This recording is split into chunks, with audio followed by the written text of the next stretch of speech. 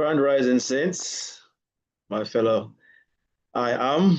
Welcome to another sunny Sunday of the One Great I Am Awakening. I'm Chris Taylor, one of your hosts, and with me, my partner in mind and in spirit, Sir T. Yes, sir. Good, How do you see it? good morning. Yeah, man. Go and rising and go and rising to everyone out there as well. Are you hearing me clearly? Loud and clear. Volume is good. All right. Yep. All right. So yeah, all is well. Um, Another morning to go deeper into the practice of turning water into wine. There is Mm. there is no other way. There is no one to turn to. So you have to turn to self, and the self of man is God, because the self of man is the consciousness of man. The self of man is he who you hold a conversation with daily, minutely. Whether you're conscious of the conversation or not, you're always talking to yourself. And that self that you're talking to is the inner man that you turn to. The greater is he that is in you than he that is in the world. Wherever in the world you place that second E, whether that place in the world be in the sky or anywhere else, the one that dwells in you is greater than that one. Greater is he that is in you, the one that you converse with constantly, than he that is in the world. Because Christ in me is my hope of glory. You know what is that Christ, they don't have to come on a white ass, that Christ is already in me. That's my only hope. That's my only hope of glory. So we turn within this morning, under the guidance of the great Neville Goddard. And when I say great, I'm not talking great in terms of one man being greater than the other. Just an awakened soul in consciousness who found it necessary to share the awakening with what he called the brothers. And that's what we are doing here. We are just sharing the awakening. It's not for anything else. It's not trying to become any big celebrity out there, Sir Chris. This is not for financial gain. It's just sharing the awakening with people who have a common mindset. So that's what it is about, for people out in the social media world that might be listening. That's what the One Great I Am is about. It's sharing the awakening that greater is the one within than anyone that you could place without. Sir Chris. Yeah, man. Love how you break that down, Sir T. Wonderfully said. A great introduction to, our intentions here on the One Great I Am Awakening. Our intentions is to enlighten, to educate, to remind, to reconnect the original source, and stop holding on to what we are experiencing or what we see with these naked eyes, where it's just for experiment or experience, but we should always be attached to our truest form, our truest self, the imagination, consciousness, awareness of being. All right. That said, today's topic is from a Neville audio, and we titled it "How to Believe It When Your Own Reality Denies It." How to believe it when your own reality denies it. Everyone knows their own reality. This is why it is personalized. What is your reality? Only you know. Okay? Who feels it knows it. Okay? So you're just going to apply today's message to yourself.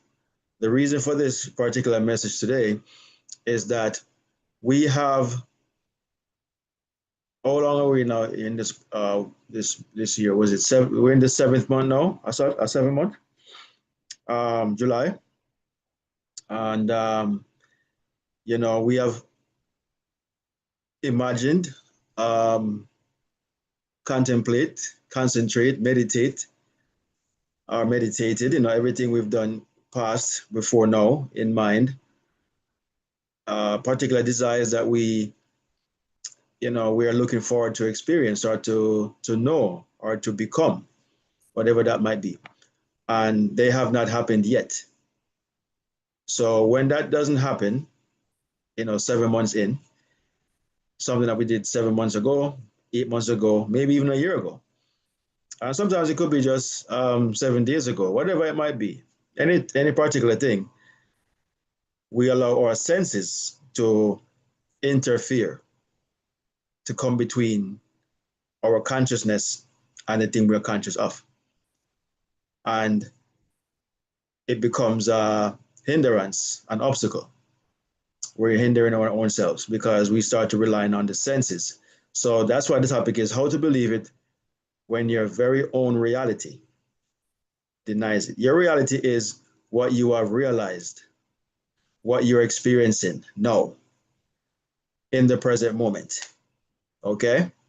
But you haven't seen your desires accomplished yet. They haven't come forward yet. But you have imagined them, you have meditated on them, um, you have done everything in your powers to live in the end, as we've done many times, are related many times to live in the end of the thing desired. But somehow we still have not seen it manifested.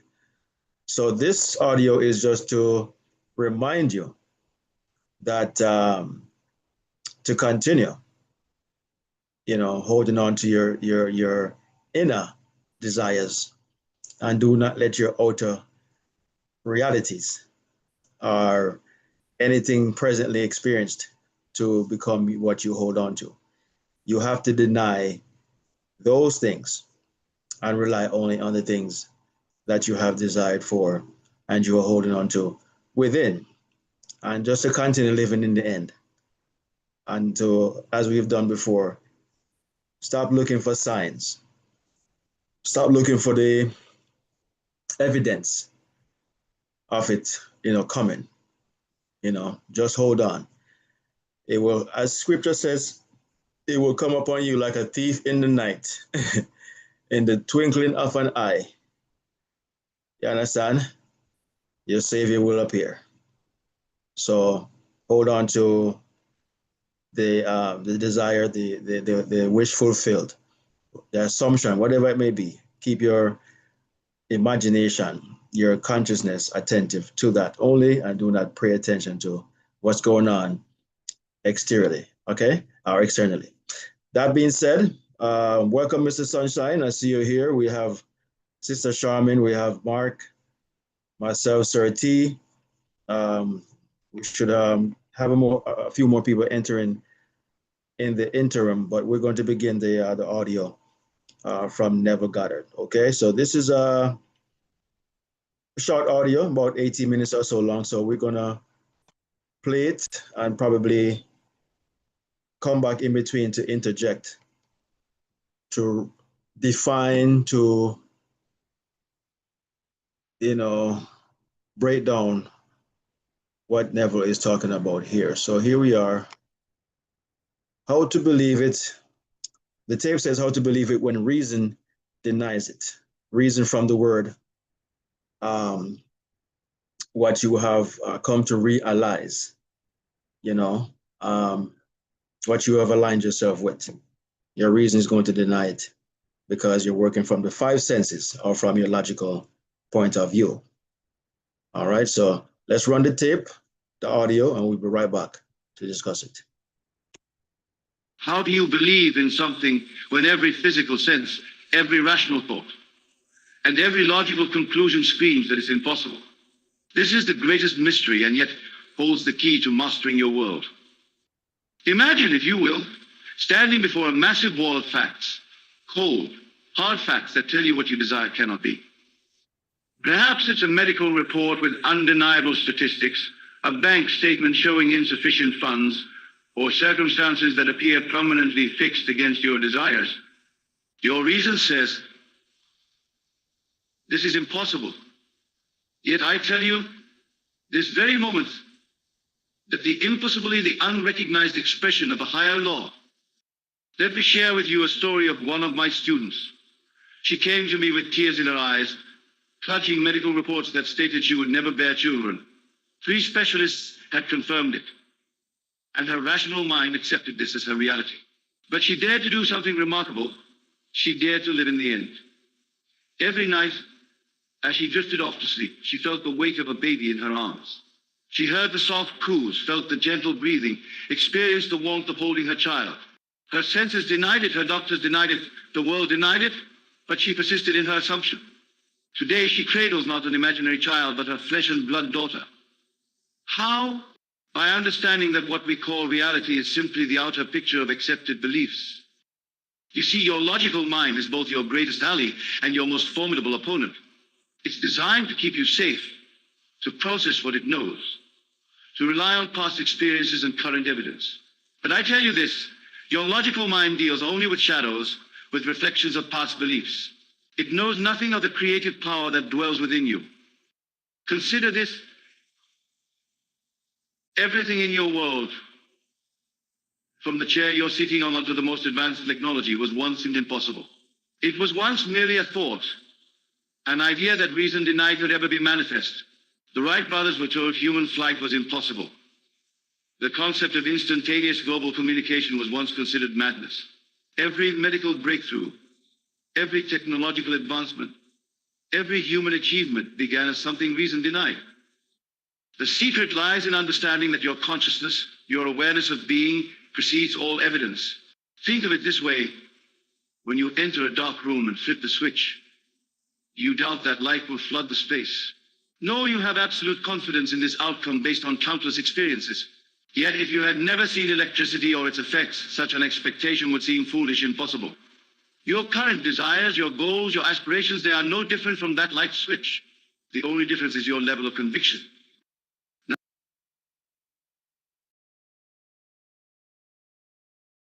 Okay. Want to relate to that, what he just said there. And we all can relate to it. Okay, what did he just say? He said that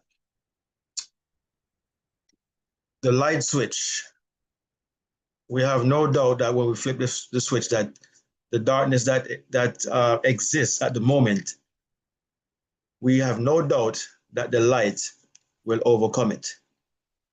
We have never doubted that. However, prior to inventing the light bulb or discovering electricity, we had doubts. We had no way to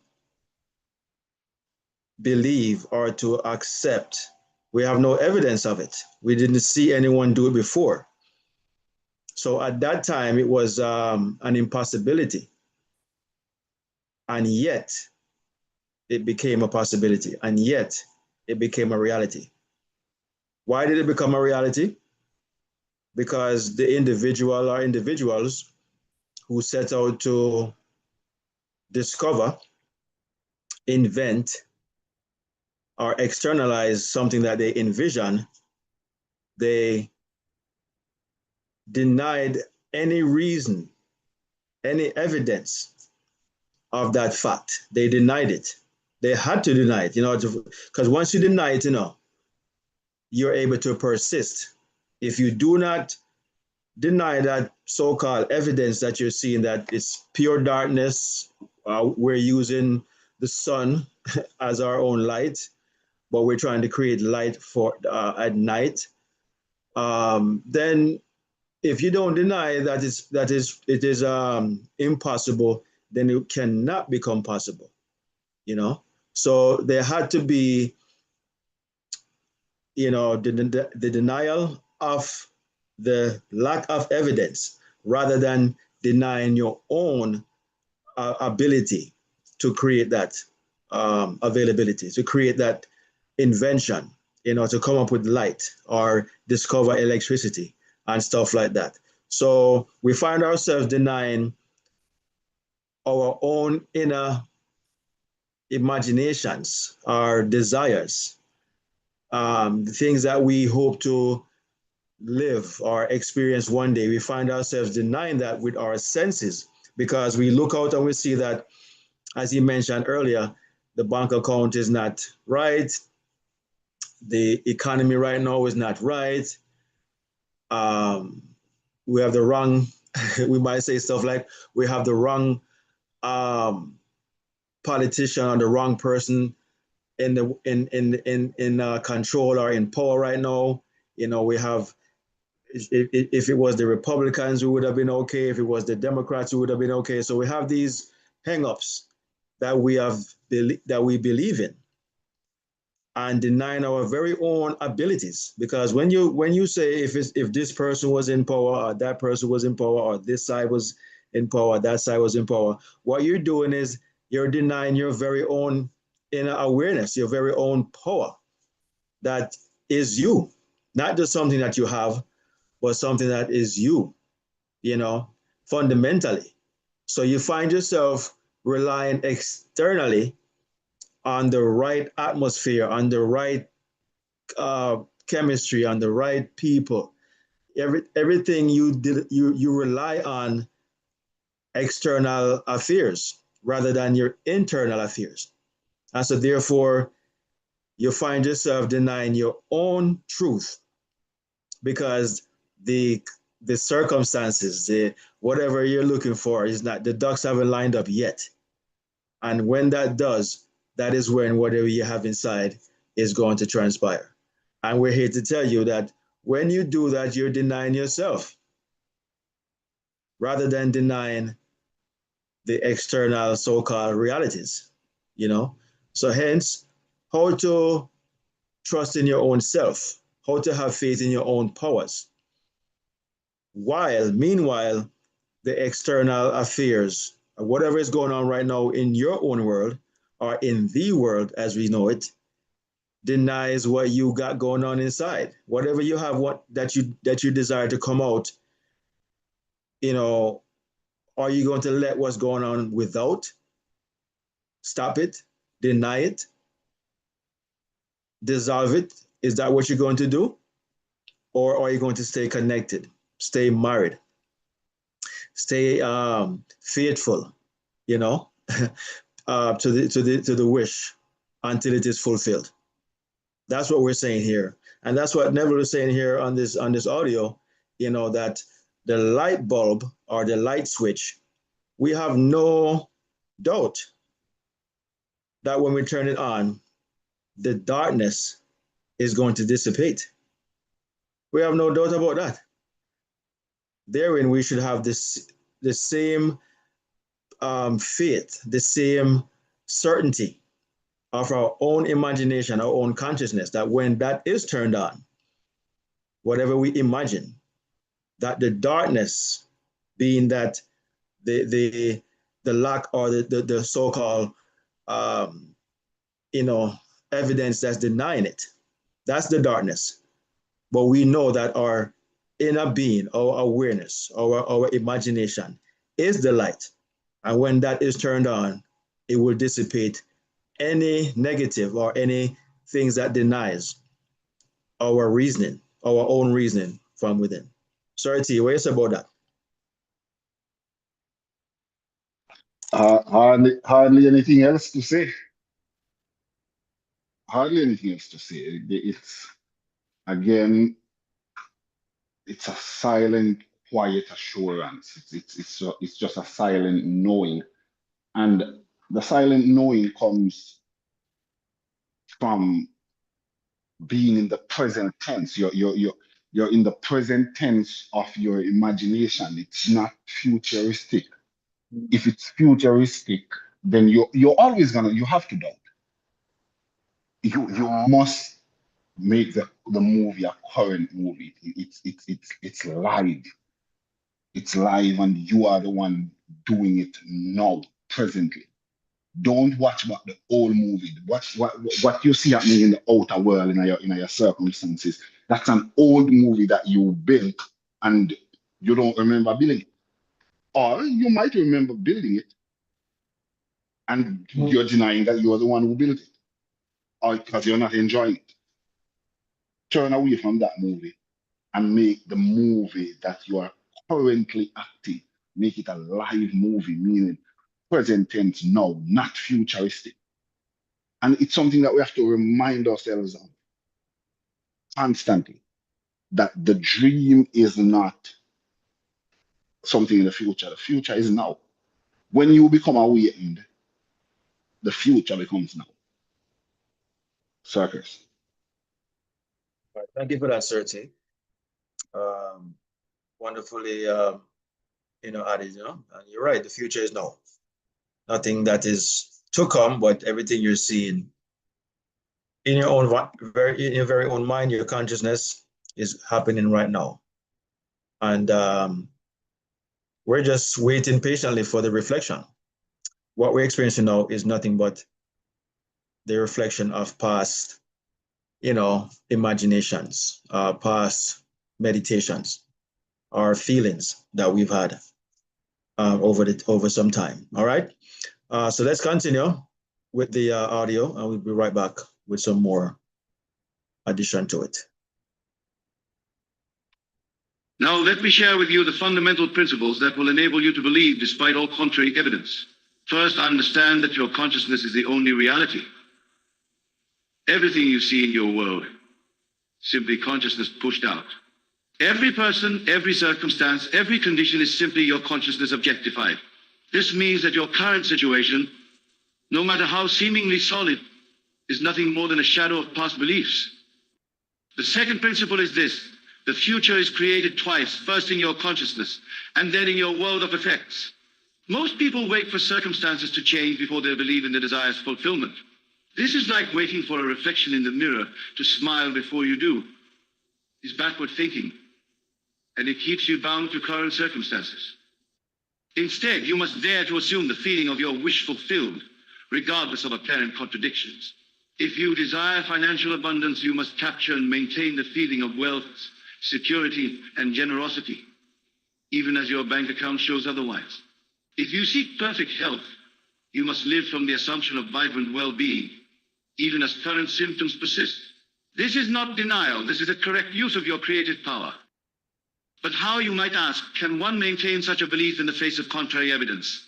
The secret lies in your ability to lose yourself in the feeling of the wish fulfilled. When you go to sleep at night, do you doubt that the sun will rise tomorrow? Of course not. You have absolute faith in this natural law.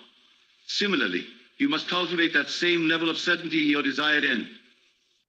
Let me share with you a profound technique that I've seen transform countless lives. When you lie down to sleep tonight, instead of rehearsing your problems or reviewing your day, create a simple scene that would imply your desire is already fulfilled. Make it short, make it clear, make it natural. Perhaps it's a friend congratulating you on your achievement. Maybe it's looking at your bank statement with a sense of satisfaction. Whatever your desire, create a scene that would naturally occur if your wish were realized. Now here's the crucial part that most miss. You must enter the scene fully. Don't watch it like a movie. Be the protagonist in your own drama. Feel the handshake, hear the words, experience the emotions that would accompany your fulfilled desire. Your rational mind will protest, will present evidence of impossibility, will remind you of past failures. But remember this: your present circumstances are nothing more than a harvest of seeds planted in your past. They have no power to determine your future, unless you give them that power through your attention and belief. I recall a gentleman who attended my lectures years ago. He was facing bankruptcy, his business crumbling around him. Every financial advisor, every market indicator, every rational assessment predicted his complete ruin. But he grasped this principle, and every night, in his imagination, he would sit at his desk, looking at his books, feeling the relief and satisfaction of his business thriving.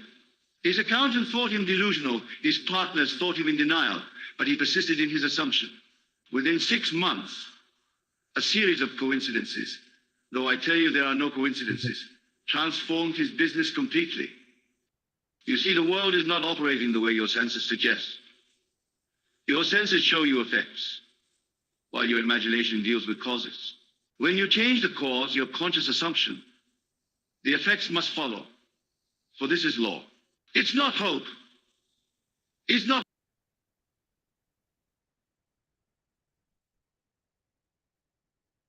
So you heard Neville say that, this is law, your imagination, your awareness. It is the cause, and your senses just experience the effects. But we have been conditioned to see it otherwise. We believe in second causes, that there's something separate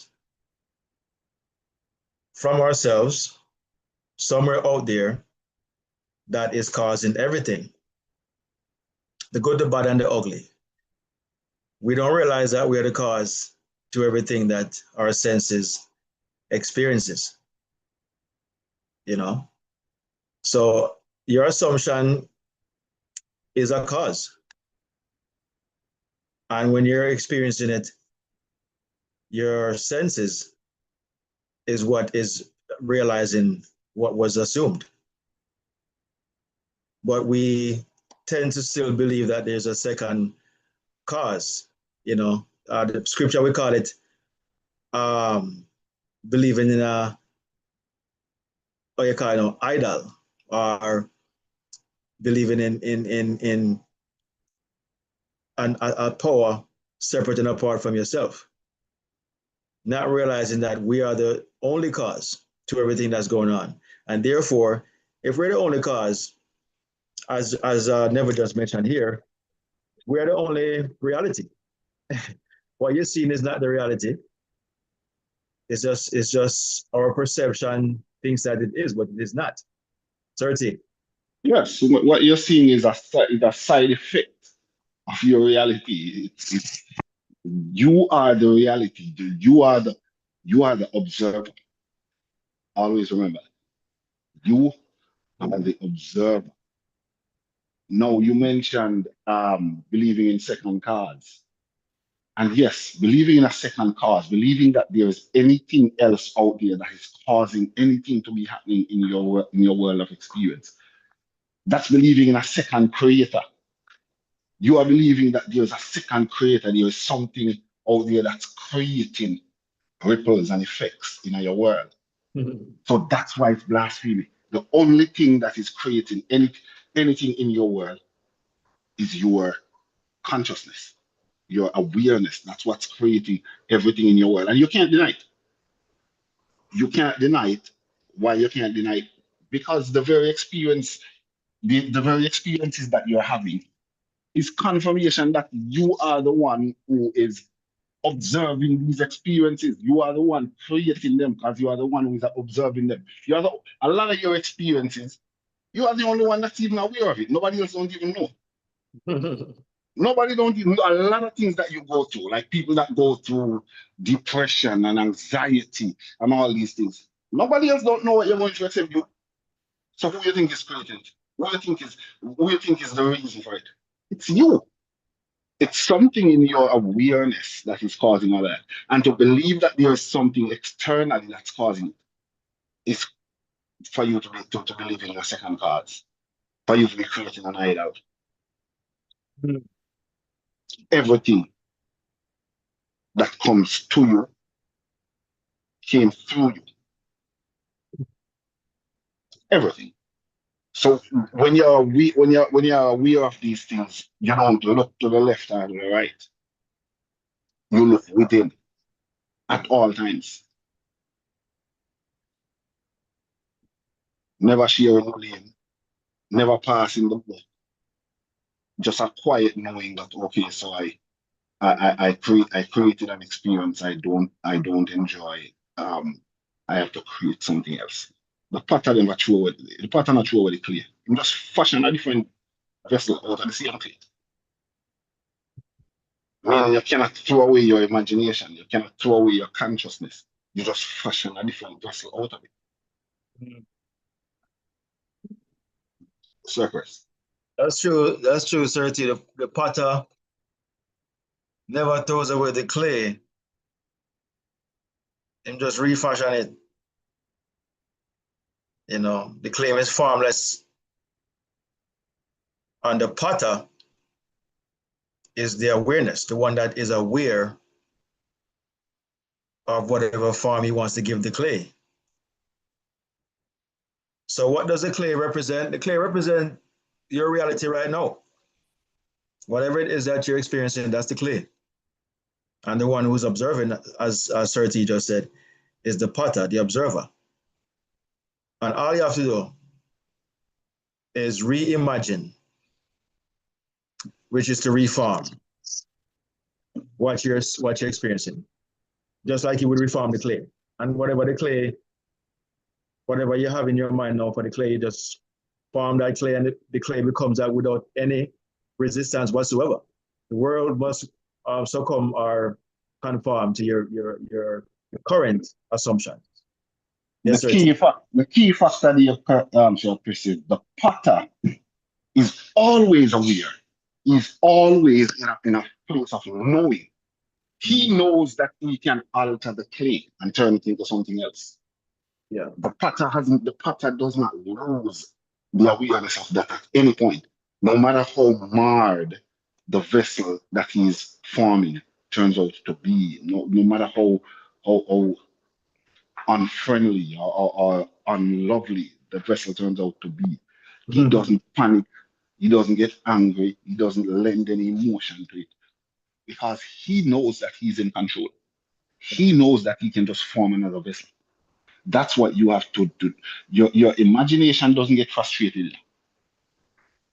It is your conscious mind that gets frustrated. The imagination simply is.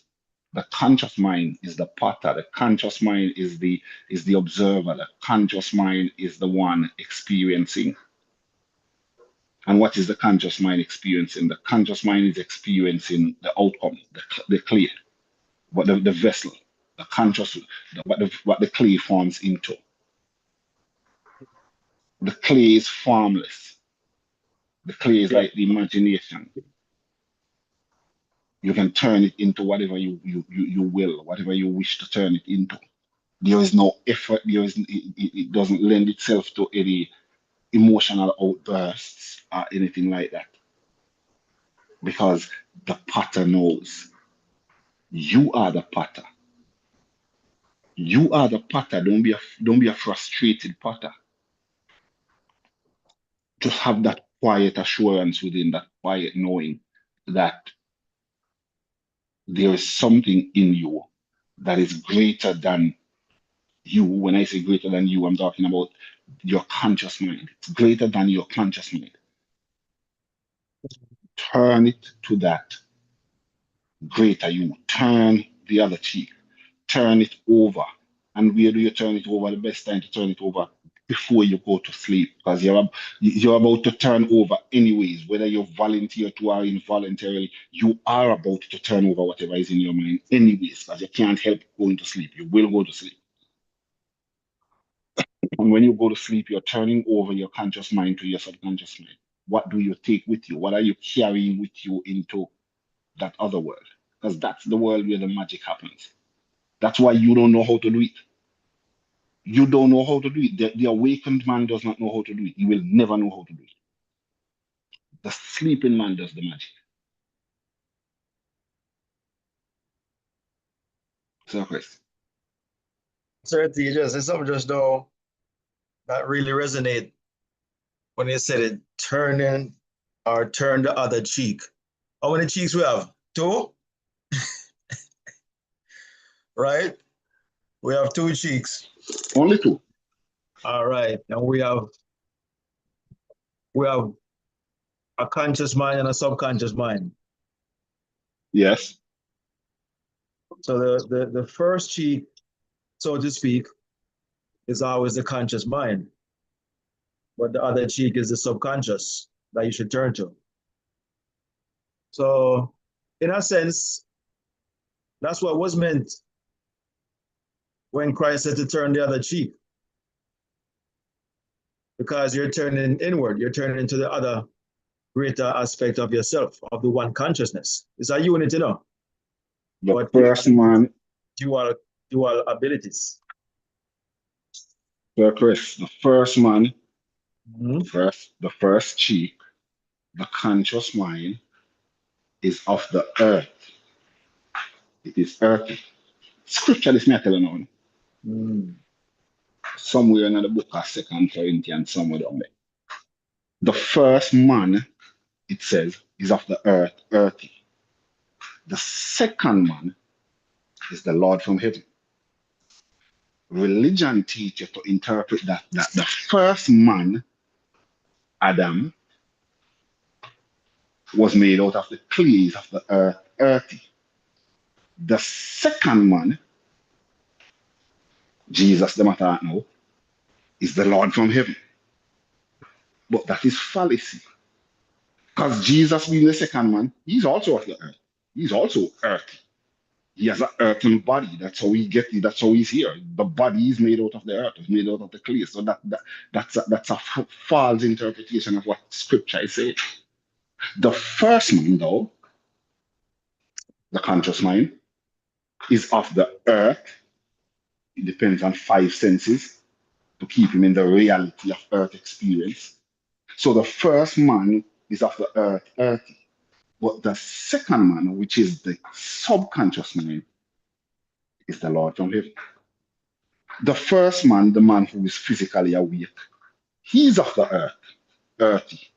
But the second man, the one who is fast asleep, is the Lord from heaven. The first man must turn everything over to the second man. That is why John the Baptist, the Jesus of the Bible, would say, of all men born of a woman in earthen bodies, including Adam and all of them, the Jesus said, the first of all men born of a woman, there is none greater than John the Baptist. Why?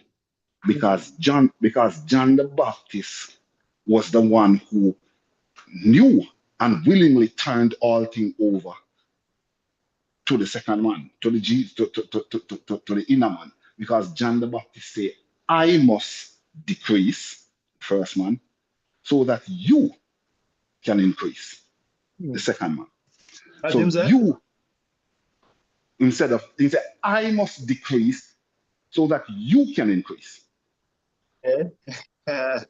So the first man, Uh, the conscious mind, the awakened man, we are walk around experiencing things, he must decrease and turn everything over to the second man, to the sleeping man, to the subconscious mind. Because the second man is the Lord from heaven. There is no other Lord. The second man, the sleeping man. Last night, me have a sleep and some dream this, Chris. Feel like God, man. God in the dream. I can do all things. So these are things that we have to be aware of and repeat them things and build a confidence in yourself. Just like how Sir Chris used the example earlier. I said when you're walking in a dark room and you flip on the light switch, you know, have no doubt say light will come on. No doubt. There were a, a few centuries ago, if a man talks and go in a room and flip up a button and light go come on, they would put him in a straight jacket because that was an impossibility. That was an impossibility. That then would be like magic. Them at a abracadabra thing you deal with if you could tell a man 300 years ago saying you can flip a button and electricity come on. And magic you talk about. Well, here we are. Magic. Circus. one wonderful breakdown with that, Sir T. I know it's very you know relatable to life itself. You know, with everything that we have experienced and will continue to experience. It at first it will seem like an impossibility, but then reality will reveal that the impossibility of it was only just your lack of information, lack of knowledge, and using outward appearances. As them say, don't judge by outward appearances, only by inner. Realize, that every time we imagine something or we think of something or contemplate something, it never denies us. We see it. There is never a way that you can say, boy, I'm going to imagine something, and the thing that you are imagining does not show up in your imagination. You see it. You have evidence of it. You know that the thing you imagine, you can see it within. The problem comes now when for it to come, outside, for it to be realized.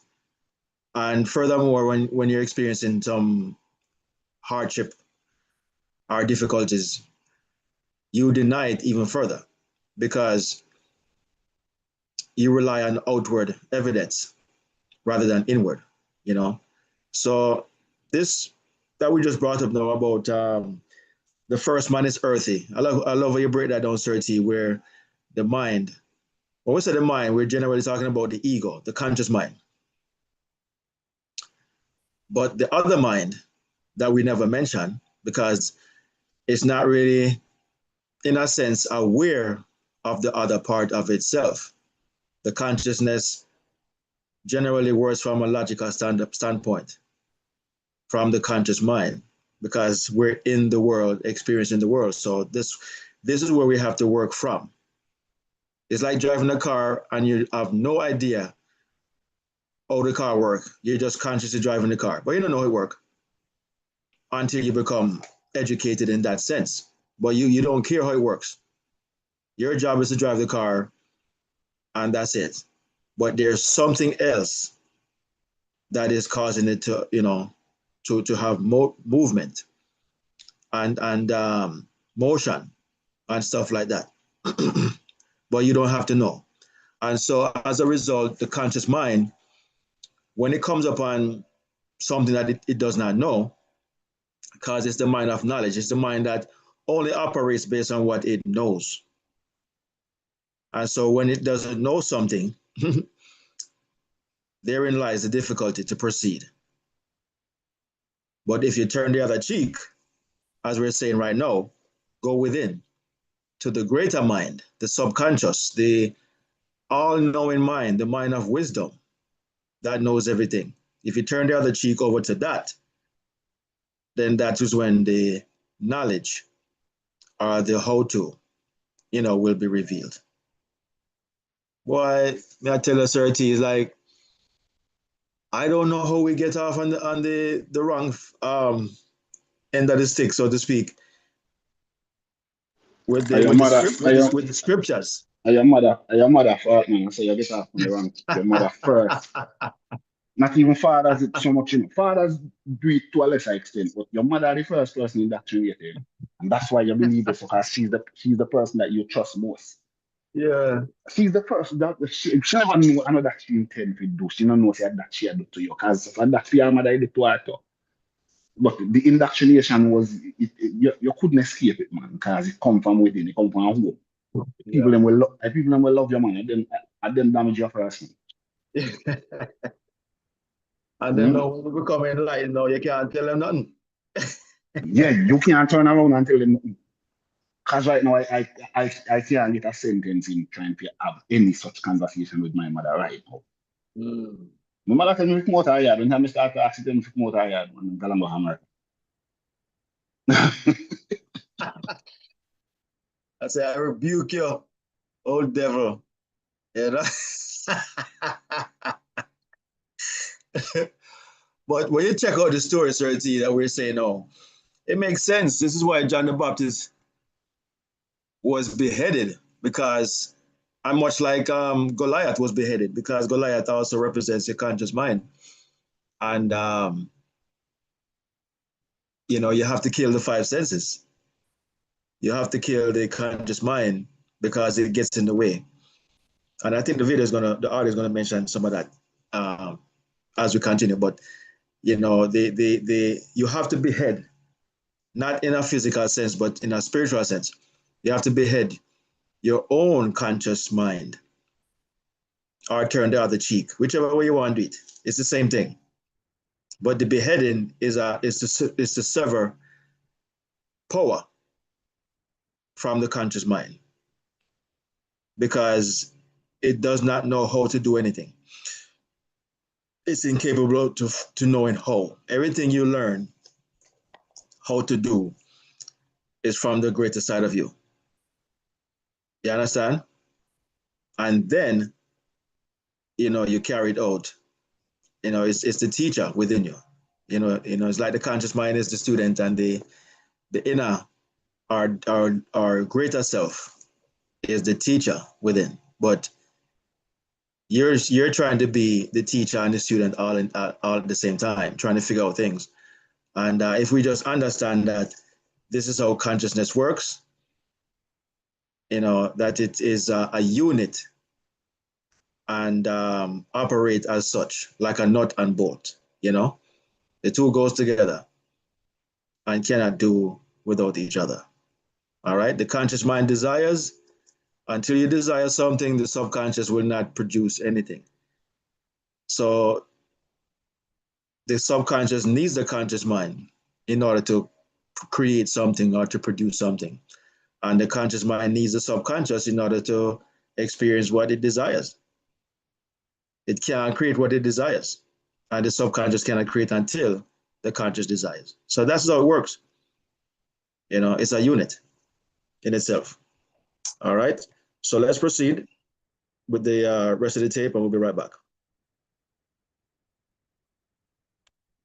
Positive thinking. It's not mere wishful thinking. It's the deliberate use of the creative power within you. Think of it this way: your consciousness is like a garden, and your assumptions are the seeds you plant. Your current circumstances are merely the harvest of past planting. If you don't like what you're harvesting, you must change what you're planting. But here's the vital point: you don't wait until you see the new crop before you believe in it. The farmer plants with absolute faith in the harvest, even though no evidence of that harvest exists at the time of planting. The key to maintaining your belief in the face of contrary evidence lies in understanding time. Your physical senses are bound by time. They can only report what is. But your imagination is not bound by time. In your imagination, you can be and do and have any hidden desire.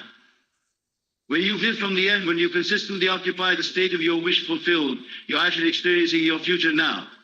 This is why I tell you that what you desire already exists in what I call the fourth dimensional world of consciousness. Let me give you a practical example. Suppose you desire a promotion at work, but all evidence suggests it's impossible. There are no openings, you lack certain qualifications, others have more seniority. Instead of accepting these facts, you create a scene implying the promotion is yours.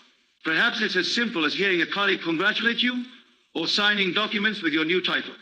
You enter this scene every night, feeling its naturalness, experiencing the satisfaction and pride that will be yours. Now your rational mind will present all the reasons this cannot be. It will remind you of your lack of qualifications, the competition, the economic climate. This is where most people falter. They give power to these facts and abandon their assumption.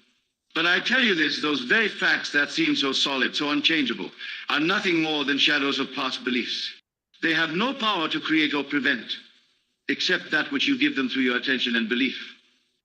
Consider for a moment the nature of your own thoughts and beliefs. Every limitation you currently experience, every obstacle you face was first accepted in your consciousness before it became a physical fact. The outer world is dead, passive, and purely mechanical. It has no power to create, to alter, or to sustain itself. It merely reflects, with mathematical precision, the beliefs held in consciousness. Let me share another extraordinary example that illustrates this principle perfectly. A woman in my audience once approached me, devastated by a relationship that had ended. Every attempt at reconciliation had failed, and all external evidence suggested it was truly over. Instead of accepting this reality, she began to sleep in the assumption that they were happily together. In her imagination, she felt his presence beside her, heard his breathing, experienced the warmth of their connection. Her friends called her delusional, her family urged her to face reality, but she persisted in her assumption. Now, watch this carefully. She didn't try to make it happen in the external world. She didn't pursue him, didn't scheme or plan. She simply lived in the end, feeling the naturalness of being with him. Within weeks, through a series of events that no one could have predicted or orchestrated, they were reunited. The external circumstances rearranged themselves to match her internal assumption. This is the law I'm revealing to you tonight. The external world must conform to your sustained internal assumptions. But remember, these must be assumptions, not mere wishes or hopes. When you assume something, you live from it, you think from it, you act naturally from it. If you won $1 million, you wouldn't constantly think about having won it. You would simply lie from that state of abundance. This is how you must treat your desire, live from it, not toward it. The question then becomes, how do you maintain this assumption when your senses scream otherwise? The secret lies in understanding that your senses can only show you what is, never what can be. They are limited to reporting the effects of past assumptions. But you, the conscious being that you are, operate in the realm of infinite possibilities. Think of it like this. Imagine you're in a dark room with a flashlight. Wherever you point the beam, that's what becomes visible to you. Your attention is like that flashlight beam. Whatever you focus on expands in your experience. When you consistently focus your attention on the feeling of your wish fulfilled, you're literally illuminating that reality into existence. But here's where most people stumble. They try to believe in their desire while simultaneously looking for evidence of its fulfillment.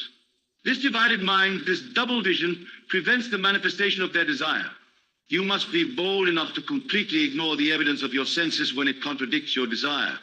This doesn't mean denying current circumstances. It means knowing they are transient, knowing they must change to conform to your new assumption.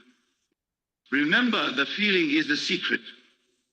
Not the physical sensation, but the feeling of naturalness, the feeling of already being what you want to be. When something is natural to you, you don't think about it constantly. You don't wonder if it's possible. You simply are it. This is the state you must capture and maintain regarding your desire. Let me give you a practical technique for this. Tonight, as you prepare for sleep, ask yourself this question. How would I feel if my desire were already fulfilled? Then capture that feeling. Don't just think about it, feel it. Feel the relief, the satisfaction, the joy, the naturalness of having what you desire. Fall asleep in this feeling. Your logical mind may protest, may present all the reasons why this is impossible.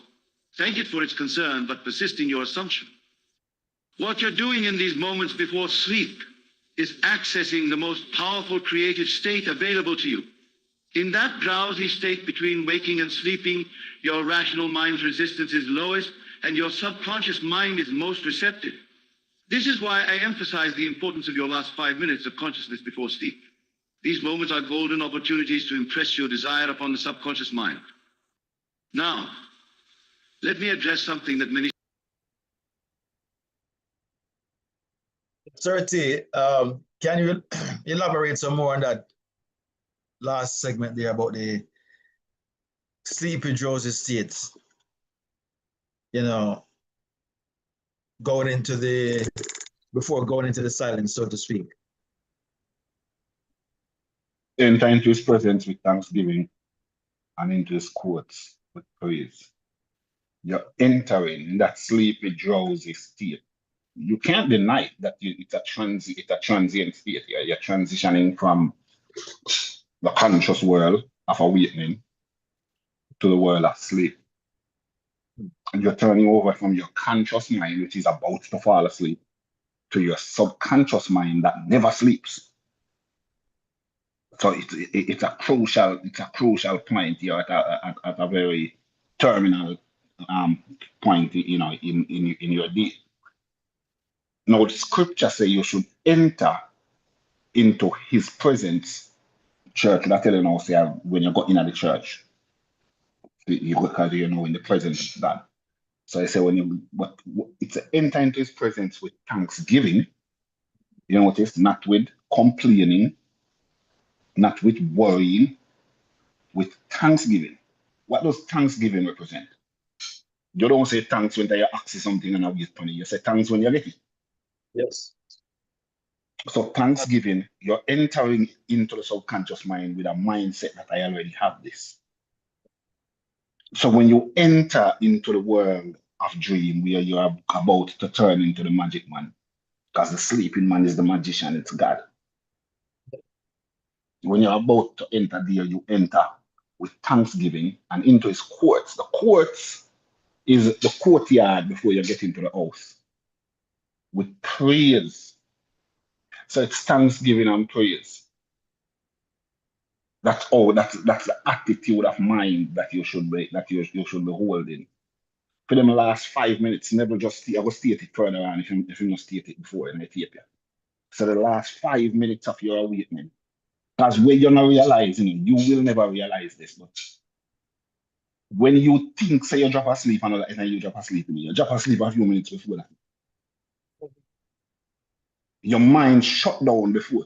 You think is at the time when you start, when you're totally gone, that's when you fall asleep. No, your mind fall asleep. Your mind fall asleep before you do.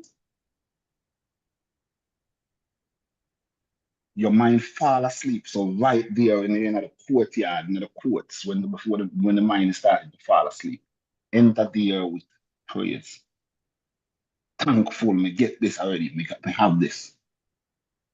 That's how you have to turn over, turn the other cheek. But there's something else I want to mention that never spoke of. Him say if you're in a room, in a dark room, and you have a flashlight, not the electric light, a flashlight, wherever you shine the light, that's what's gonna be illuminated, meaning get illuminated means it get bigger. You can see clearer. It start over this will start become a reality to you. The rest of the room is still darkness, you can't see it. You've turned away from from the rest of the room and leave it in the darkness and shine your light, you focus your light over this. It's the same thing with your consciousness, your awareness. Where you focus it, that's what's gonna get bigger. What is bigger, your problem or your power? What's bigger, your problem or your power? Your power is bigger than your problem. Yeah. So focus on your power. What is your power? Your power is your imagination. Your power is when you capture the feeling of the wish fulfilled. There is nothing more powerful than that. That's the most powerful thing you can do. If you are able to capture the feeling of the wish fulfilled and maintain it, believe it, persist in it, then that's it. That's the magic right there. Sir Chris. Come on, that's a wonderful recognition there, Sir T, that where you shine your light or focus the light illuminates or becomes more visibly seen or realized. You magnify it by shining the light on it. So the light now is the imagination, and it magnifies whatever you focus it on. It becomes brighter, bigger, more visible, more believable, more accepted or acceptable. And unfortunately, we tend to shine our lights on the other parts of the room, the other dark parts of the room, Sir T, wherein lies all the other obstructions, the fear, the doubt, the resentment, you know, um, the impediments. We tend to want to shine the light on those things. And these are those programming that we were given throughout our lives. We were told to that we should hope for the best but prepare for the worst, rather than the other way around, prepare for the best. You know, why are we hoping for the best? Because when we say hope, we leave it to someone else, to something else. And that, anytime you use the word hope or you hope, you are not empowered. You feel like you have no help, you have no way to remedy the situation, but so you're going to hope that it works out, because it implies lack of knowing what's going to happen. or certainty of what's going to happen. You're not certain, but you're hoping. Like, I hope it don't rain today, because you don't know. You're not a weatherman. So you're gonna hope because you don't know. Not realizing that the light you just mentioned, certainty, which is our imagination, is greater than any problem. And so therefore anything that is in front of you, anything you're aware of, experiencing, your imagination is greater than that. All you have to do is imagine, as Never just mentioned, the scene, or imagine yourself living from that scene, from whatever the whatever is going to fix it. Imagine from that state, and whatever you're facing will adjust to it, to whatever you have imagined. 30. Yes, sir. Yeah, man, you're saying light in the darkness comprehend it not. The darkness now has no power but to nullify the light. None. Your imagination is that light. Your imagination is that light. It's a little flashlight. It's not a big, powerful floodlight. It's a little flashlight, so you have to zero it in. Mm-hmm. And what should you zero it in on? You don't shine your light on the problem itself, you know. On the You solution. shine on the solution. That's it. That's right. So you're saying the darkness which is around you, that is the problem. And where the Yeah, light is shining now is on the solution. is the solution. And the Mm-hmm. problem can overcome it not, comprehend it not. Can just the little light where you shine over another little part over there. So it's gonna tear down all of the darkness that surround it. Yeah. Because we are, no matter if which part you are look, still, which part you're not looking, it's still dark. You know. As Yes. long as we are you're looking lightly over there, so then you're good. Yeah. Where you're not looking, it's still dark, but it's not bothering you because your intention is not over there. Where your focus is at light over there. So Yeah. you're seeing a light at the end of the tunnel, in other words. Mm-hmm. Yeah, man. I think I'm gonna have to run for a second, Sir Chris, because they're already starting sending me assignments. So let me go see what these assignments are about. All right, All right, Serti. got you. All right. Yeah, man, that's say that was an illumined um message right there, that the light, being your consciousness or your imagination, overpowers any problem and becomes the solution. The light is the solution. In other words, whatever your focus is,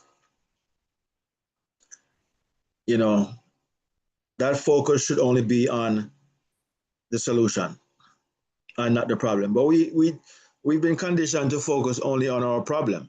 you know we dwell in that awareness, that consciousness, and we continue to shine the light, which only creates more of it. So wherever you shine the light is only going to illumine it even more, going to make it brighter, make it last longer. It sustain the problem. you know so whatever you imagine becomes sustained in that sense, in that part of your experience. It is ongoing, because you're shining light on it. And we were not taught to shine our light on the solution, on the thing that we know that is going to fix whatever problem you're facing. You may not know how it is going to happen, and that's where we get the hang up, because the conscious mind only works when it knows something, because it is a mind of knowledge. So if it does not know, it becomes stuck. It becomes stuck, and then it starts to depend on outward sources or forces. not realizing that within lies its greater counterpart, its greater asset, the subconscious, which is the floodlight part of your awareness. The conscious mind, is like a focus light, it's limited. It has to be the limited aspect of the one consciousness to experience things, slowly or individually. But you have a floodlight part of you, the subconscious, which knows all. So it shines on everything. It brings forth the visibility of every possible solutions that you can imagine, And so, our awareness is very, very aware, very, very intuitive, knowledgeable, wise, but we tend not to depend on it. We tend to depend on only what we have come to know, or we are ignorant of, and so therefore, we stop in our tracks. Once we end wherever our knowledge ends, that is where we stop. That is where we stop proceeding, because we don't consciously know. As long as we are aware, or you become aware, that there's a greater part of you, that knows everything. And once you turn the other cheek and put your trust or faith or whatever terminology, belief in that aspect of yourself, then you work without any resistance. You become what they call the natural man, or the natural state. What does natural mean? Natural just means something that you can feel, you can taste, you can hear, you can touch, something that is five sensory, natural. Nobody questions anything that is five sensory, because it's just that you have that connection. It's like it's one with you. So when something becomes natural, not externally, but internally, when you can naturalize something within and you have peace and calm, this is where you reach that moment of pure infinite power and knowingness. And you have zero resistance. You just flow state. And that is where we are working towards, naturalizing our inner experiences, our inner visions, our inner imaginations. If we can naturalize those whatever state we're living from, if we can make that become natural, the natural man is the physical man. Okay? If we can make what we imagine becomes like the physical, feeling very natural, this is when things will start to become so easy to express and to materialize, because we're no longer in that resistive state. We're in a flow state where everything is just like nature. You ever realize that nature has no resistance to it whatsoever?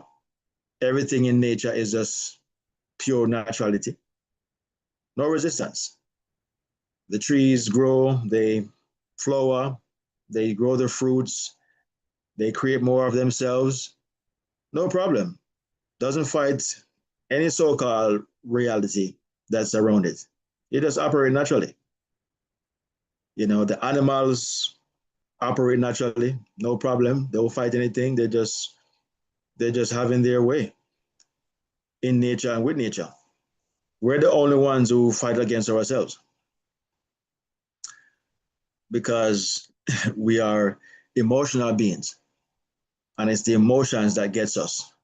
The so-called devil that is within us.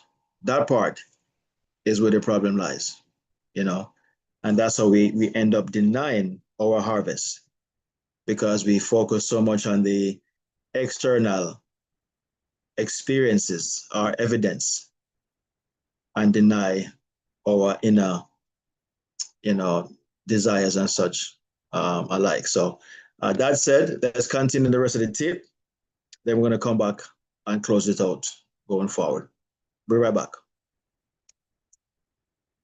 Is trouble with the interval of time between planting your seed and seeing its manifestation. This is where your faith will be tested most severely. The temptation will be to check constantly for signs of manifestation, to dig up your seed to see if it's growing.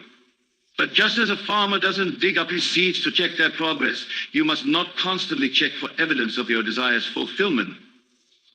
Instead, rest in the absolute knowing that what you have assumed must materialize. The how and when are not your concern. Your only task is to maintain the feeling of the wish fulfilled. The external world will rearrange itself to match your assumptions through a bridge of incidents that you could not possibly orchestrate or predict. Consider this profound truth. Everything in your current experience was once only imagined. The clothes you're wearing, the chair you're sitting in, the building you're in, all once merely ideas in someone's mind. They became real through the same law I'm sharing with you tonight. The only difference between those manifestations and your current desire is your level of belief in their possibility. Let me share one final example that demonstrates the power of this law. A man came to me totally paralyzed on his left side. Medical science had declared his condition permanent, but he grasped this principle and began to live in his imagination as a fully functioning person. Every night he would feel himself walking normally, moving his arms freely, living without limitation. His doctors called it denial. His family feared he was losing touch with reality, but he persisted. Gradually, movement returned to his limbs, defying all medical prognosis. The impossible became possible because he dared to assume the feeling of the wish fulfilled, despite all contrary evidence. The power I'm describing is not outside of you, it is you. It is your own wonderful human imagination, the very essence of your being. When you truly grasp this, you'll understand that nothing is impossible to you. The only limits are those you accept in your consciousness. As we conclude tonight, I want you to understand this fundamental truth. Your present circumstances are nothing more than the three-dimensional projection of your past assumptions. They have no power to persist unless you continue to give them life through your attention and belief. The moment you shift your assumption, maintaining the feeling of your wish fulfilled, the entire universe must reorganize itself to match your new assumption. Tonight, as you return to your homes, I challenge you to put this law to the test. Choose something you desire, something reason says is impossible. Create a simple scene implying its fulfillment. Enter that scene fully, feeling its reality, experiencing its naturalness. Fall asleep in this assumption. Do this night after night and watch as the seemingly solid world of facts begins to reshape itself to match your assumption. Remember, the world is yourself pushed out. Everything you see, everything you experience is simply your consciousness objectified. Change your consciousness, your assumption of what is true, and you change your world. This is not theory, not philosophy, but law, as exact as mathematics, as reliable as gravity. You are the operant power in your world. No circumstance, no condition, no person has power over you unless you give it through your assumption. Dare to assume your desire is already fulfilled. Persist in this assumption and watch as the impossible becomes possible, as your reason-defying assumption becomes your reality. For in the end, what you believe is what you will experience.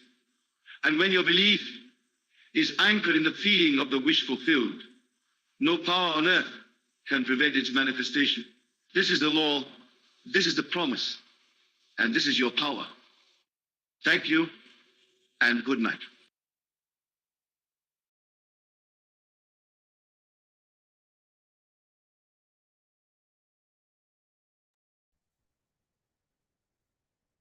Right, that is the end of that audio. Wonderful presentation there. How to, deny anything that gives you a so-called appearance that things are not possible. You know, that's what this today's topic is about, is how to deny those things. Yeah, meaning to turn the other cheek, turn away from it. That's really how you deny it, you know. So as the topic says, how to believe it when your senses denies it. What we want to do is reverse that in terms of your senses is going to deny the thing that you are desiring, the thing that you are aspiring to be or to become. Um, your senses are going to deny it, which is what they said when reason, because you are a reasoning being. You know, your conscious mind is the reasoning mind. So when your conscious mind denies whatever evidence you are seeing, um, we have to learn how to reverse that and deny the conscious mind itself, or deny the world, deny whatever you are seeing or experiencing, deny that. Do not deny your inner imaginations, your inner contemplations. Do not deny that. Deny whatever evidence you're seeing that is so-called telling you that your desire will not happen. It's not real. It cannot become a reality. Or it might be saying, you know, you're foolish to even think that this is possible, considering your past, considering who you've always been. You know, um, you may have always, for the most part, for whatever reason, failed at a lot of things, or some things, or certain things. You know, you may have this one thing that you have been desiring for the longest time, and it hasn't been fulfilled yet. You have succeeded in other things, but this one thing, or these few things, seem to elude you, escape you, no matter how you feel empowered and motivated, and probably is disciplined in terms of, you know, holding on to your your wish until it is fulfilled, you know. And so you're wondering how come it has not showed up yet. And in doing so, as we did a topic some time ago, you know, stop looking for signs. Because when we're questioning how come it hasn't happened yet, what we're doing is we're looking for signs. You know, that's exactly what we're doing. Anytime you question, where is it? How come it hasn't happened yet? Especially when you see other people experiencing the same thing that you wish to experience or have or to be. That's the worst thing, when you see others living their dream, and that very dream is the same dream that you have. You may have a dream to move into a 5-bedroom house with a pool and 3-car garage and a nice backyard and nice garden and nice landscaping and nice neighborhood, all this stuff. And you may know people, friends of yours, family members, or even strangers that you see living like that. And then you turn around and question your own power, your own self, as to why haven't you started to live like that before.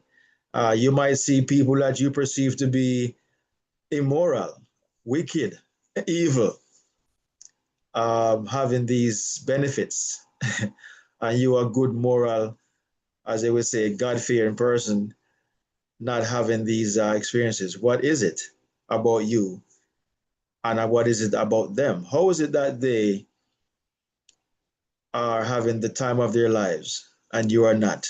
And you consider yourself, perceive yourself to be a good person, a good human being, you know, a law-abiding citizen, and all these different things you might see and say about yourself, and wonder why. And that this is why it is good and not good to study people who are living their dream. The good part about it is to understand and realize that it is possible. that you have evidence, you are a witness that the thing that you desire, someone else actually has attained it. So there goes the idea that it is an impossibility. You understand? You now know that it is not an impossibility, but you play a trick on yourself when you say, yeah, but it's impossible for me. They were born in a rich family, or they were in the right place at the right time, or I'm from a poor family, or I'm from the ghetto, I'm from the hood, or I'm too I don't have an education, I don't have any degrees, and all these different limitations you put on yourself. Or I'm from the islands, I don't speak proper English, or I don't speak English, or I'm black. So we have all these different things that we use to criticize, or justify rather, our own shortcomings, and look at others and say, this is the reason why they're opulent, why they're prospering. They have it all going for them, and stuff like that. So, we're using our power incorrectly when we do it like that. Yes, some of those things may be true. Those people might be probably were born in a rich family, and um, they were in the right place at the right time, so to speak. All that stuff may be true and undeniable. However, those very same things can be true for us in our current state. You know, where we struggle is we want it so badly right now. We want it yesterday, last week, last year. We have no time for the future. We don't want to wait. We don't have any patience for this thing to come to pass. We want to experience it now. And that is the thing that kind of hold us back, because when we do that, we're no longer steadfast or holding on to our desire. We're not living from the end anymore. We are living like we're on our way, like we're traveling to that state. And there are all these impediments or obstacles in our way going there. When what we should do is bypass all that evidence, bypass all that does exist and will, become an issue or whatnot, whether it be mentally or physically, experientially, whatever. We should just go straight to the end and live from there. And then as we proceed, because we're living in the end, any obstacles we come up against, albeit our own mind, telling us that it's not possible, something will be shown to us, something evident will come along and remind us or blot that out, so that we don't impede ourselves, because we're holding on to the end. We're in the end. you know we have sent ourselves, which is the imagination. We have sent the second man, the subconscious. We have sent that all the way to the end, living there, you know and it is there, working out the way for the physical self now, or the conscious mind, to follow the lead, the directions. It is like your GPS. You When your GPS is set, it's not showing you along the way, step by step, where to go. The GPS is already in the end. That's the only way it knows where it's telling you where to go. You notice what your GPS, before you get to the location, not the location, but before you get to a certain point, it already tells you what's coming up. It already knows. To within 1,000 mile, or not 1,000 mile, 1,000 meter, or we have a few roads coming up, and it's telling you what directions to take even before you get there. It doesn't wait until you get there. It tells you. It's ahead. But that's why you put in the address. The address is the end. The GPS is living from the end, from the very beginning. That's the only way you get there. You understand? And it even tells you if there's a um, maybe traffic jam or an accident or all these different things. It's telling you ahead of time to detour. Depends on what settings you have it set on. It will tell you. And so your very own subconscious mind works the very same way. When you're living in the end, it is your subconscious mind that you sent to go and map out, the end and to stay there. And then you're just consciously traveling to where it's giving you the directions to go to it. Whatever challenges, obstacles, hardship that may come along the way, it has already worked that out ahead of time for you because you're living or sustaining the end in mind, you know? And so when you come upon these hardships, these challenges, difficulties, um, what you should learn to do is to don't let that deny you, meaning to stop you. You flip it around and deny that evidence that is appearing to be real. Fear, false evidence appearing real. All these things that you're going to come upon, these are just false evidence appearing real. They are not real. They are just there, as previous or former beliefs, former imaginations, former concepts of yourself that at one point you used to think, I don't want to be rich. I don't believe I can be rich. All these mental, hang-ups that we've been taught are being given. When we are on our way to this destination, whatever and wherever that may be, all these former beliefs that we used to have, they're going to come upon us. you know, they're going to come upon us. They're going to be in your way as roadblocks. But when you see them, that's not the end you're living from. You have no longer living like that or thinking like that. You have long past that that part of you. You're no longer that person or individual. And so because you're no longer that person, when you come upon these things, they cannot impede you. They cannot deny you because the energy or the frequency does not match anymore. You have changed your radio station or your frequency from these frequency. They are no longer residing. They are no longer going to match. So you're going to transcend past that. Your frequency that you're traveling with, it's only going to be aligned with where you're traveling to. Okay? It's looking for that frequency that you have set ahead of your time, ahead of your arrival. So when it matches up, that's where it's going to integrate and become one with. Anything else is going to deny. You have to become very conscious and evident and have self-evidence that whatever you're seeing, experiencing, these are just past beliefs of yourself or of reality or of the world, past concepts.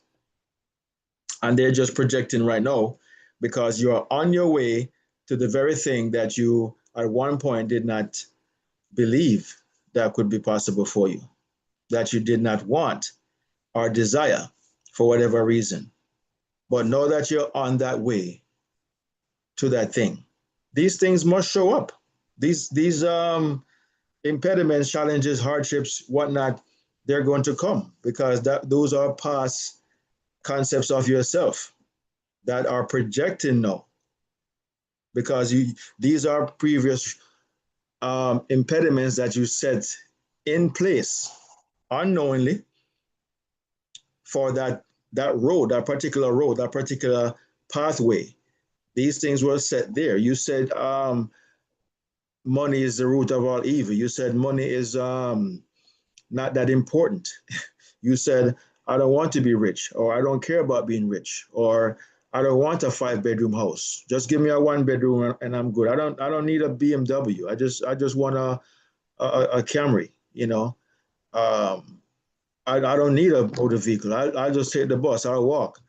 Whatever you have said to yourself that you did not desire, did not need, did not aspire to become. I don't need, you know, to have millions of dollars. I just need to get by.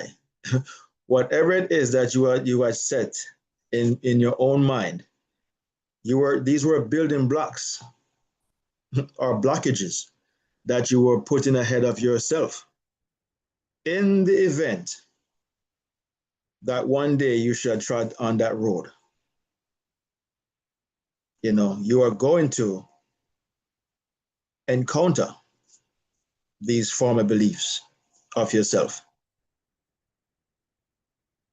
And you in most cases, for the world who is asleep, will not recognize that it is their harvest. It is their own seed that they have planted. They will see it as just people bad mind, them bad lucky. Um, you know, this is not for them. Good things don't happen to good people. They have all these different, descriptions or excuses as to why they're coming upon all these impediments.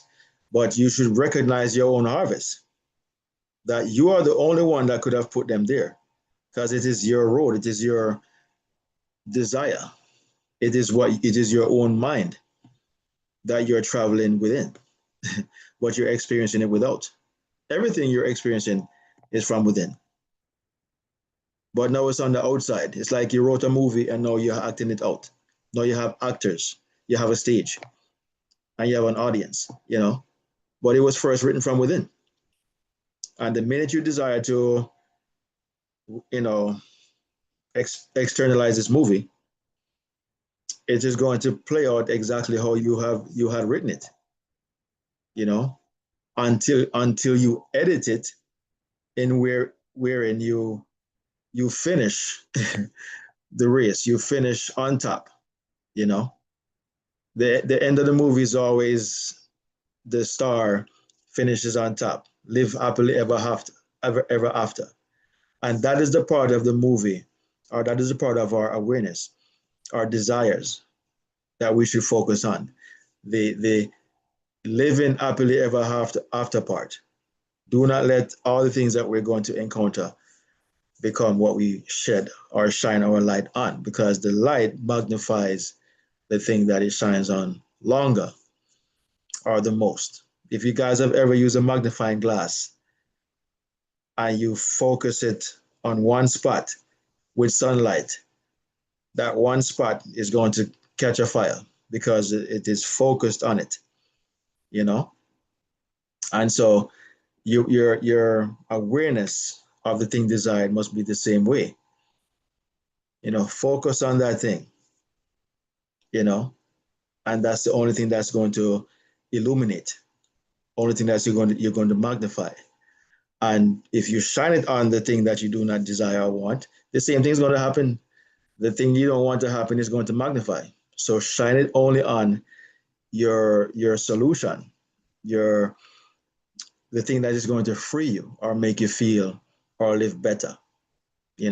So how to believe in your desires, even when your very own you know world, your very own life, your very own experiences that's going on right now denies it. How do you live? How do you continue to believe that it is a possibility? And the only way for that to happen is to sustain or hold on to that thing that you desire. Do not pay attention. Put on your blockers, your whatever they call them, your blinders, put on those things and block out any evidence of its denial, because that's what's really keeping you from realizing it. As scripture says, turn the other cheek. That's really what it's talking about, is to turn away. If you're looking that way, turn the other cheek. Look that way. Okay, because you're going to focus on enlarging the thing that is apparently denying you from realizing your dream. So turn away from it. Do a 180. Okay, look the other way, or look within. Stop looking from without. That's really what we're trying to tell you. Do not focus on anything externally. Okay, turn within yourself, because within yourself you have control. You have no control when you're just paying attention to the outwards world.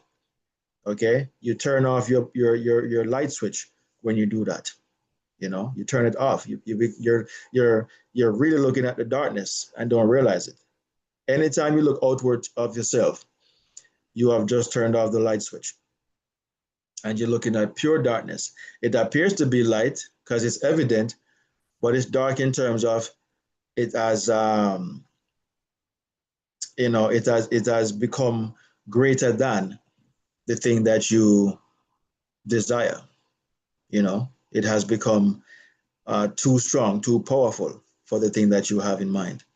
But when you live from within, you're now become the source of everything external. Therefore, if it's something that's an impediment or a block or some resistance thereof, you go within and you see yourself experiencing the dream, the desire, the goal, the aspiration. You see yourself living from there. you know, make it five sensory. If it's a car, see yourself sitting inside the car, see yourself driving the car, feel the steering wheel, feel the seat, feel the road, see yourself driving to a certain distance. The tape mentioned, hear somebody congratulate you. Hey man, that's a nice car. When did you get it? How how much you paid for it? Whatever you know about this particular thing. Hear someone telling you, asking you, congratulating you, and you're talking back to the person in your own mind. You can even make it audible. You're having a conversation, because when you do that, it makes it more natural. Sometimes when you imagine, it's an unnatural state, because the natural mind is the five senses. And when you imagine something that is not happening now, it doesn't feel natural. It feels more supernatural. So it's harder for you to hold on to it. So this is why, you can do things like, actually, which I've done, and I've done in many cases, is actually go to these places or things, and you involve yourself. You sit in the car, you test drive the car. You're not going to buy the car, no, but I drove cars that I didn't buy, or was not going to buy on that particular day, or I sat in the car. But the vehicle that my wife has now, we sat in those cars on many occasions, test drove on many occasions until it happened. Never have the car yet, but went to the dealership, sat in it, drove it around, doing all these different things. But had no intentions of buying the car then. But I knew what I was doing. Videotape the car. It's on my phone. Even till this day, I have the video where I'm videotaping outside the car, inside the car, all that type of stuff. Um, and you can, if it's a house you're buying, you can go to the house. You can walk to the backyard. You can touch the door. You can, if you're able to go inside the house, and just just, engulf yourself within it, all over it. But you have no intentions of buying it right now. This is just something that you desire to acquire, you know, but you are doing something that makes it feels natural, because the natural mind, it knows when it is touching something. It knows when it sees something, hears something, smells something, hears something. It cannot deny it. It knows.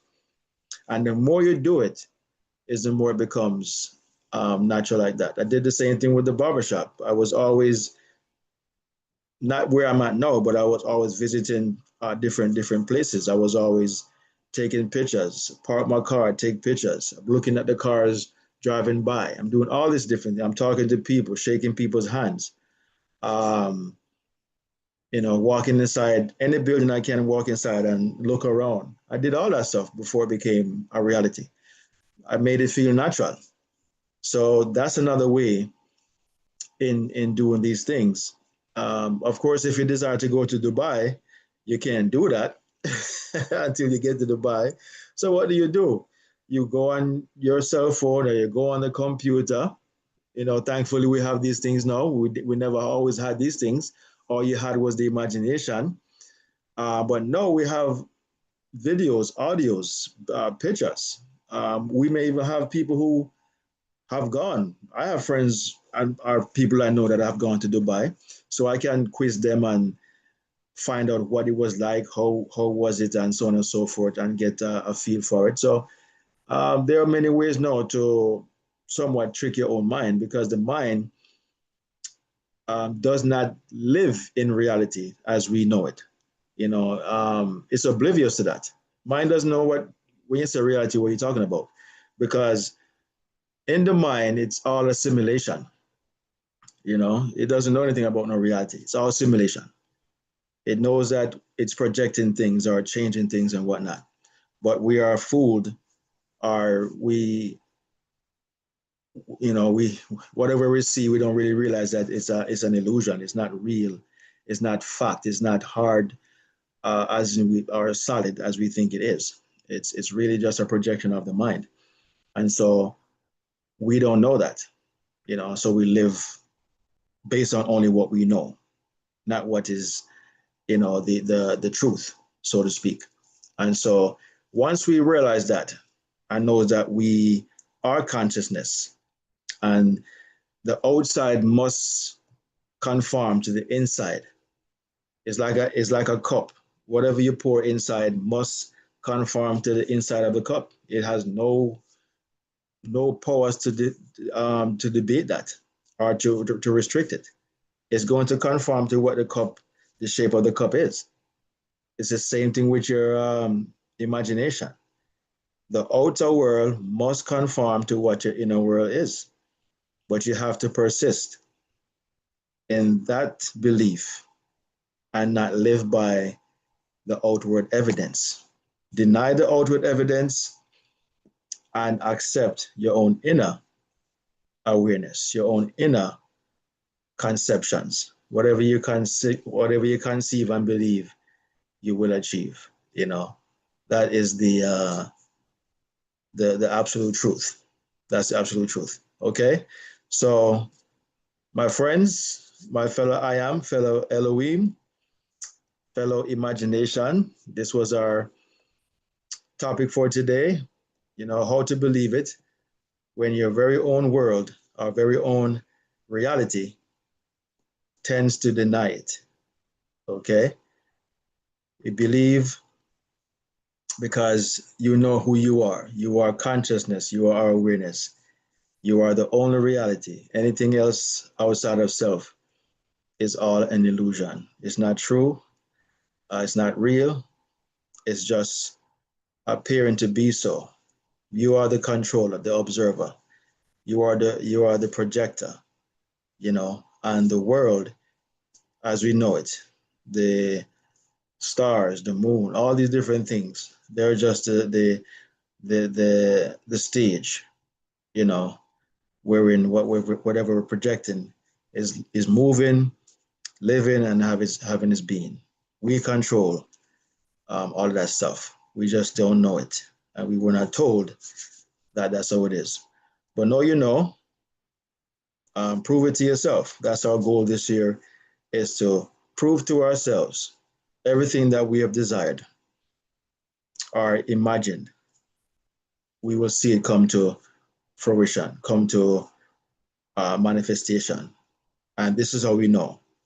Don't pray for anything. Don't do that stuff. Um, this is just inner works. Inner works. Everything I have, I've never prayed for it, as in kneeling down and clasping my hands and all this nonsense. None of it. Never prayed. So therefore, that does not work. What works is your own inner being, attending to, focusing on your things, the things you desire, and that's how it works.